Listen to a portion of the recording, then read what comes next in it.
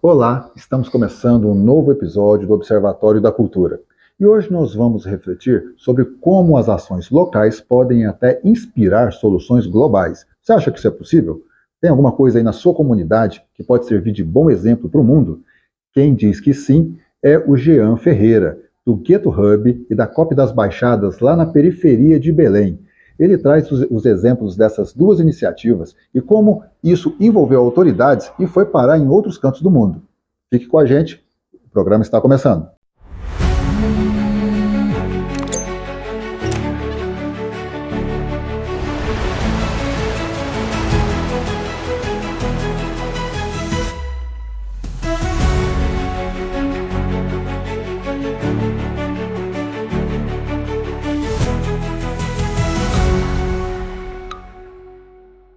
Jean, seja bem-vindo ao Observatório da Cultura. Muito obrigado. O Jean, que é um articulador cultural, fundador do Gueto Hub e também participante da COP das Baixadas, né? Como é que surgiu essa atuação sua, Jean? Porque é uma atuação que você traz de infância, né? É mais ou menos, porque a minha mãe foi liderança comunitária e eu lembro de brincar dentro do centro comunitário, mas em algum momento ela deixa de atuar para se dedicar à casa mesmo, aos filhos e à igreja, que ela se converte, e aí tem um hiato. E esse hiato se coincide também com a extinção da Associação dos Moradores. Então, eu tive essa experiência que ela foi mais, talvez, enfim, de ver do que saber o que eles faziam, né? Ver que eles se reuniam, os mais velhos se reuniam. E aí, só depois de quase 20 anos, que eu juntei um grupo de jovens, mas com a ajuda do meu pai também. Minha mãe não se envolveu em nada, e a gente retomou um movimento que hoje pode ser entendido também como uma continuação do trabalho deles, porque, coincidentemente ou não, eu e os outros jovens que estão lá são filhos, sobrinhos, são netos, sobrinho-netos de antigos moradores que estão nas atas lá da associação, né?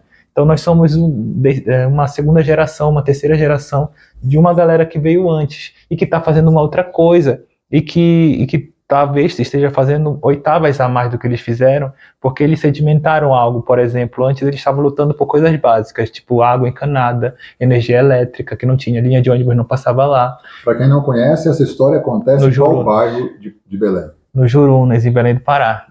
E aí, quando a gente retoma o espaço, que também já foi uma escolinha, é um espaço assim, enfim, que era usado realmente pela comunidade, mas que ficou vago, a gente já retoma como biblioteca comunitária, como museu, porque a gente já tinha essas coisas garantidas, como posto de saúde, foram todas conquistas deles do passado. Então a gente conseguiu pensar o que a gente precisa agora, já que a gente já tem isso, a gente já tem, enfim, essa infraestrutura básica.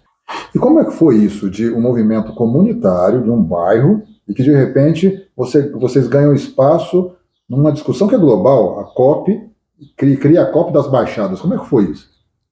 Também foi surpreendente para a gente, mas hoje eu entendo que nós também estamos construindo memória, né? Então nós nos baseamos na memória dos antigos para continuar um movimento, e aí esse movimento também inaugura outros movimentos de pessoas que se inspiram na gente. Então a COP das Baixadas surge quando nós, do Gueto Hub, passamos a falar sobre a memória dos rios do nosso bairro, e passa um igarapé na frente do nosso espaço, onde ele está canalizado, esse rio. Então a gente estava contando histórias para a geração Z que não conheceu. Minha avó, por exemplo, usou esse rio para lavar roupa, esse igarapé.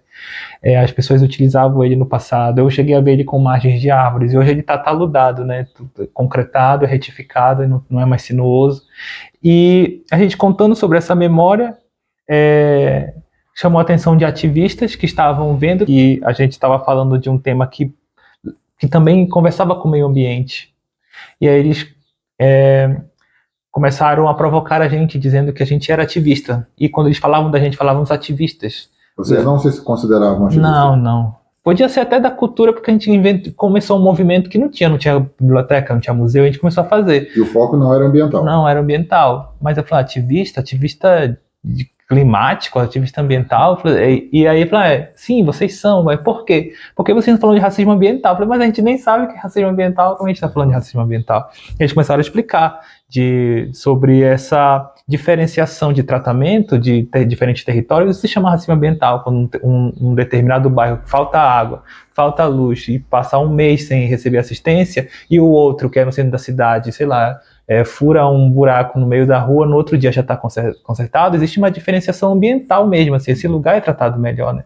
Então, os povos indígenas estão passando por isso há muito tempo, né? Todo tempo denunciando e nada é feito, como se eles pudessem esperar sempre mais. Porque muitas vezes quando a gente fala sobre ambiental, o senso comum chama para o meio ambiente, não aquele lugar que a gente mora, né? E conecta ambiente com cultura. Vocês demoraram a se convencer de que havia existe um racismo ambiental?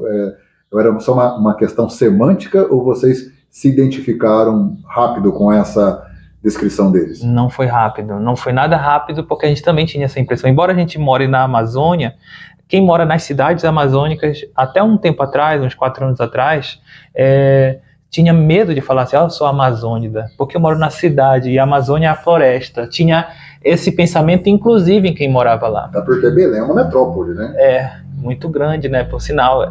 E aí, que a gente demora um tempo, mas a gente não se conforma só em entender que a gente fazia parte. A gente buscou informações. Então, nós mesmos criamos um projeto chamado Moclimão, que era para falar sobre isso. Então, a gente chamou esses mesmos ativistas que estavam provocando a gente para dar aula para os jovens do Ghetto Hub.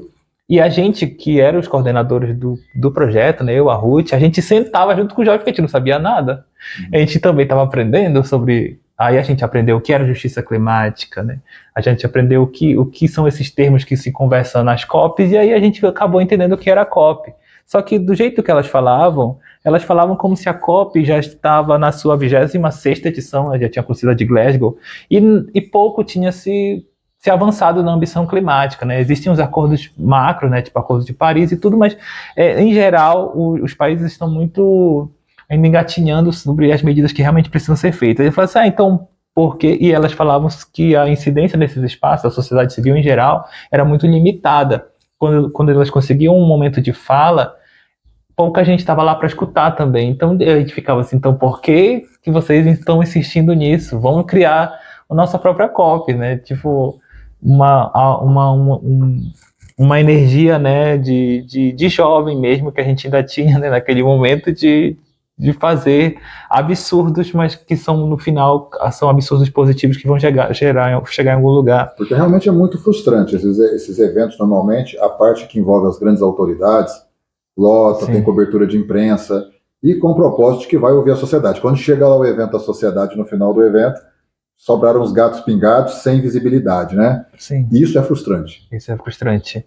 E também os políticos geralmente gostam da foto, né, com muita gente, então eles também não se importam muito no tempo que a gente passa escutando eles e tudo. Tem toda uma questão aí que vai até para além do teor do assunto, né, que é uma questão de simpatia, de empatia mesmo com o público em geral, de falar uma linguagem às vezes mais acessível e até mesmo coisas que sejam de interesse das pessoas, não aquilo que eles querem falar para poder promover uma empresa, para promover um grupo, para promover falar o que as pessoas talvez sejam interessadas, né? E como que é para você, depois dessa jornada, ver aquilo que era uma questão sua, local, que tem a ver com a sua mãe, Sim. que é uma questão de história, de ancestralidade, também muito pessoal, que agora passa a ser um tópico de uma discussão global. Sim. Isso faz você sentir que a sua causa é mais importante do que você achava que era? Aqui nesse seminário eu aprendi uma coisa com o Fábio, né, do Museu da Manhã, quando ele falou que cada pessoa é um mundo, né, ela é um universo, e quando ela parte, né, quando ela morre, é um universo que a gente deixa de acessar, né, ele até não deixa de existir, porque ele vai existir de outras maneiras, mas a gente deixa de acessá-lo, e acho que o que a gente tem feito nas COPs globais, né, é ensinar também, né, educar esse mundo de que existem outras formas de ver. E isso tem acontecido não só com o COP das Baixadas, a gente tem visto um movimento de de mais quilombolas indo também às COPs, né? Nessa última a gente viu a presença marcante, né, das mulheres quilombolas, coisa que não acontecia nas COPs, geralmente eram mais povos indígenas. Então a gente está vendo uma diversidade de visões, uma diversidade de contextos e também de vivências.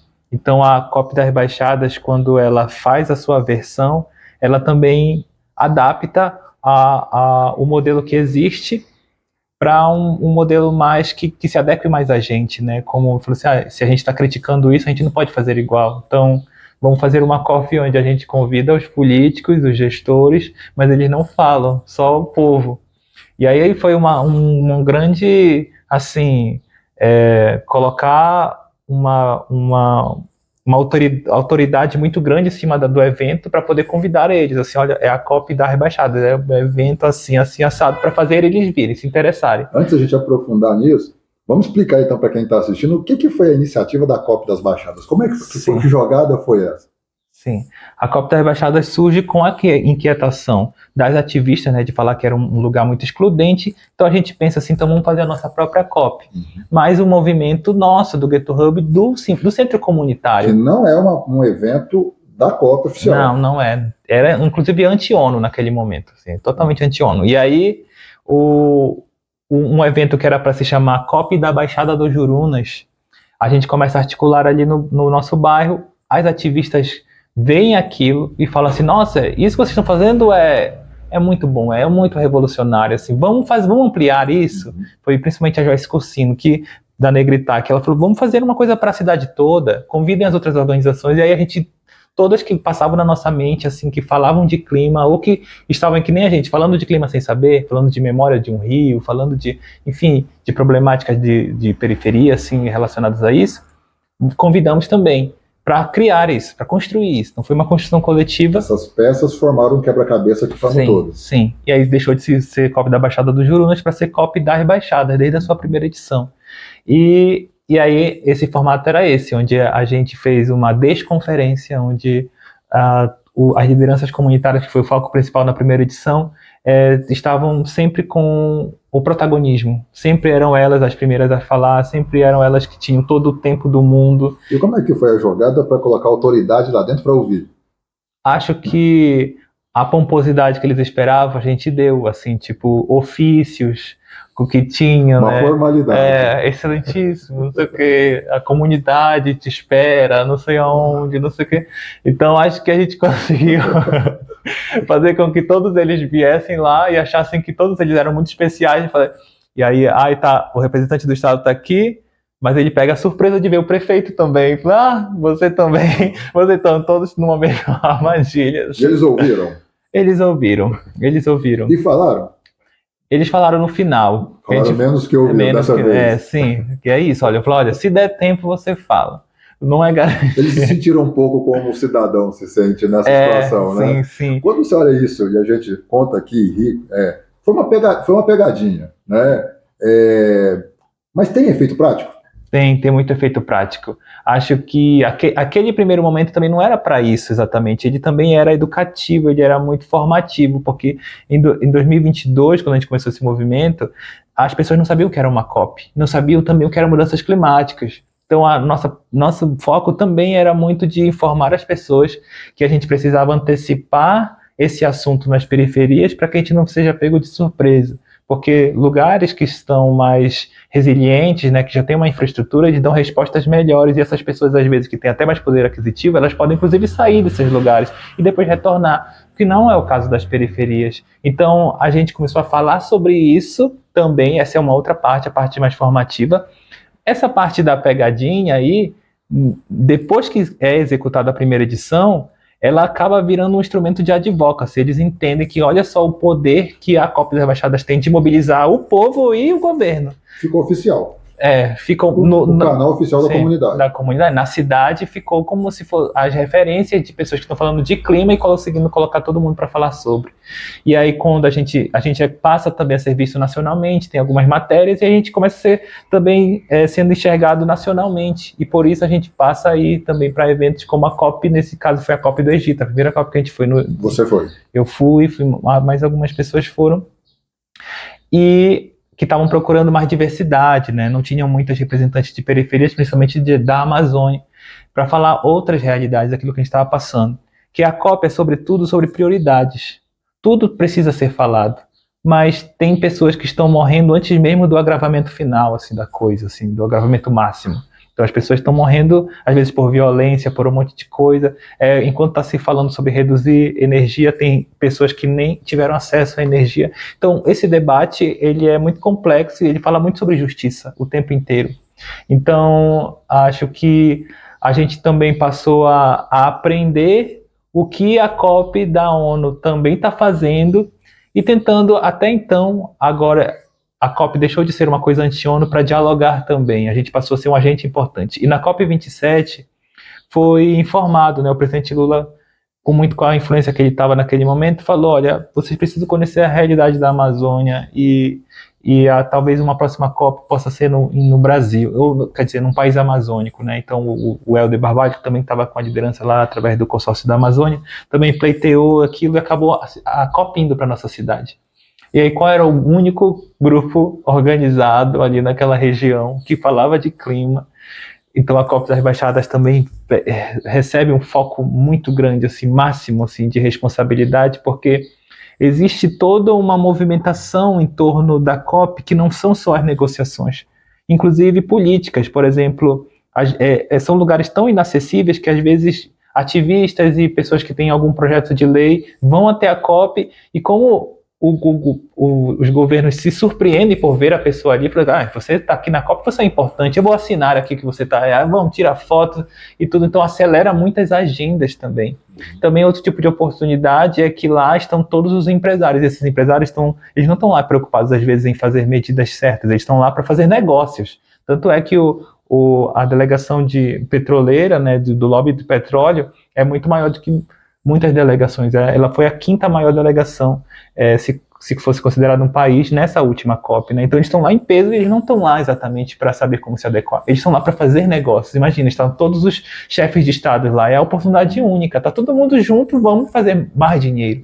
Então, da mesma maneira que eles fizeram, eles têm essa estratégia, a gente também passou a ter essa estratégia também. A gente sendo sempre questionado o que a gente faz numa COP afinal. E aí a gente tenta se dividir em todas as frentes. A gente tem a galera que acompanha as negociações de fato, que depois reporta e mobiliza para fazer protesto, tudo. E tem também aqueles que entendem que tipo de fundos estão sendo acessados ali e por que eles não estão sendo direcionados para os projetos, principalmente aqueles relacionados a clima. E a gente que é da área cultural, sempre também falando que a cultura ela é intrínseca a tudo isso, que só vai ter mudanças estruturantes e muito grandes e massivas através da cultura. Então, a gente está lá fazendo um barulho dentro desse sistema e, ao mesmo tempo, furando uma bolha que antes era inacessível, assim, e tudo que a gente descobre, a gente percebe que não era um bicho de 7 cabeças. Então a gente, escancar o processo também. Acho que faz parte do nosso processo de revolta, de ver um lugar excludente, chegar lá e abrir as porteiras, assim, sabe? E acho que através disso a gente tem mais diversidade e as coisas vão mudando, é a nossa forma de contribuir. Enfim, não sei se deu para responder. Excelente. E com relação a como é que é o sentimento agora? Você já esteve em quais países? Você falou do Egito? Egito, Emirados Árabes, né, Dubai e agora em Baku, no Azerbaijão. Quando você olha que aquele caso, aquela história do Ghetto Hub, sai de Belém do Pará e vai para todos esses lugares. Um trabalho começou com a sua mãe lá atrás. Sim. Você considera que, dadas as proporções que você vê de outras situações, de outros países que estão sentados nos mesmos fóruns, aquela causa que começou com a sua mãe, ela agora é mais importante do que parecia ser?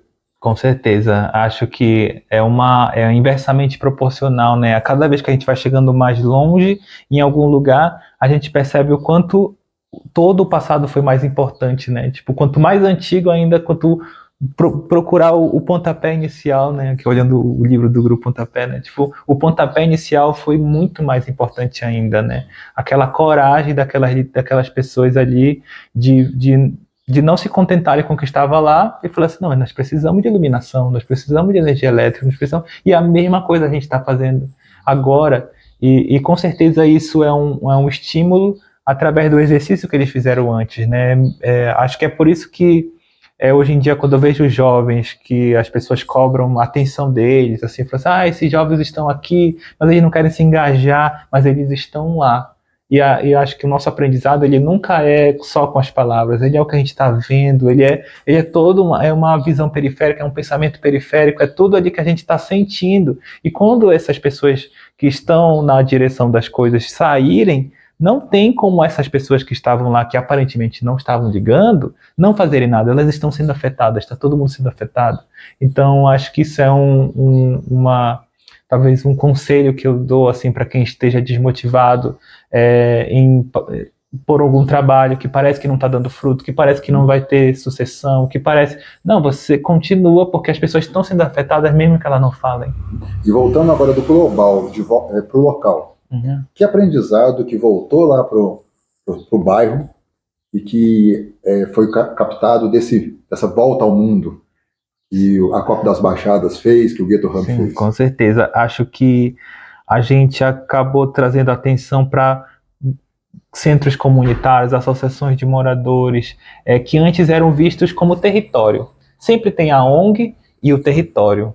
É o especialista e o objeto, e o caso. E aí a gente mostrou que não, que a gente está de igual para igual e que os financiamentos podem ir direto também para esses lugares, já que a ONG está recebendo dinheiro, que às vezes esse centro comunitário também é uma ONG, né? Mas assim, a ONG está recebendo dinheiro para instruir essa pessoa a fazer a coisa, quando a pessoa já tem a instrução e a coisa para fazer, então a gente nivelou as coisas, assim, sabe? São maiores do que pareciam, né? Esse trabalho é mais importante do que parecia. Exatamente, acho que é essa mensagem, outro tipo não é uma mensagem, mas é um outro aprendizado que a gente pode dar para fora, é que ninguém quis nos ajudar quando nós éramos uma ideia, nós os jovens.